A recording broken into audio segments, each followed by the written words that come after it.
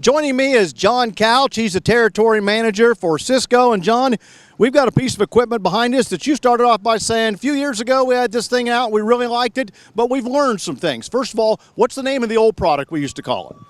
The original product was a McFarlane Reel Disk. It was one of the original vertical tillage tools. Like all vertical tillage, designed to work 1 to 3 inches deep, shallow concavity blades, work that topsoil, no horizontal smear layer, good for crop development, good for residue management.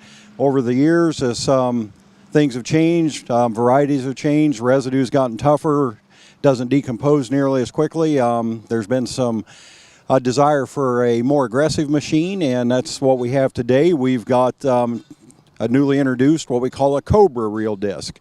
We still offer the original Model 4100, which is still available with the smooth blades, and now we have the Cobra Reel Disk, which has what we call a Cobra blade. The Cobra blade is a notched blade. It's made exclusively for McFarlane by Ingersoll Company. It's a proprietary boron alloy steel, and their manufacturing process is proprietary as well. And it's just proved to be a very, very nice addition to handle residue and even move more dirt, which it seems like we go through cycles. Sometimes we don't want to move dirt. Next time we like to see dirt on top. So, well, a lot of guys like to have the flexibility with that. What kind of options do we have, since it used to be an older model, now it's tweaked for some new things? What else did you add to it? Originally it was a adjustable gang, but it was a manual gang adjustment. Now we have hydraulic gang adjustment. It has 4 gang positions. It can be as shallow as 5 degrees, and it can be as steep as 13 degrees. And there are four positions, and it is done hydraulically, so it's taken the back-breaking labor, plus it's made it considerably quicker to make that adjustment take place. And also then with that adjustment, you could probably decide how much dirt that you want to move versus how much residue do we just want to cut up. That's exactly right. And there again, based upon conditions, if you're in soybean stubble, you don't need that aggressive. You don't need to throw a lot of dirt. You get into corn residue in the fall, you want to hairpin as much of that as you can, so that when those rains come, the gully washers come, it keeps the culverts, keeps the side ditches clean, and plus when you get the dirt hairpinning it down, it starts the decomposition process quicker. Yeah, tell me a little bit more about the back end. The front, obviously, you see the cutting up front, but the back, you know, there's some heavy material back there on an angle designed to do what once the residue's been cut? Actually, on the back, we have a straight chopping reel. It is a spiral chopping reel, but it is a reel designed to size residue where the blades are sizing residue on the x-axis. The chopping reel sizes on the y-axis, and that gives you it doesn't necessarily shear the residue, but it does put a crimp on the residue and will help it size down, plus it helps with the clod management. One thing that we've done a few years ago, we introduced what we call a Dura reel, and it is retrofittable back to all the machines from day one. But we eliminated the center shaft, which is where in tacky conditions, even though we know we shouldn't be out there, come spring, we know we have to go.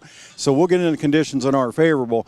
With that old center shaft design, it would hold the residue, or would hold the moisture, and boy, you'd pack that full of mud. Pretty soon you had a small land roller, where what we've done now is we've gone to a wheels type hub, which has tapered roller bearings, but we've taken that center shaft out, opened that up, and it's really increased our capacity and ability and performance of this machine. Further back from that, as far as our finishing tool, the original design was a 3-bar spike tooth harrow with a single rolling basket.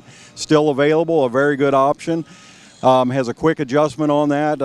Chain links up and down, just pull a pin and you can make that adjustment without having to get wrenches out. And then we also have a double rolling basket option that's available with no harrow.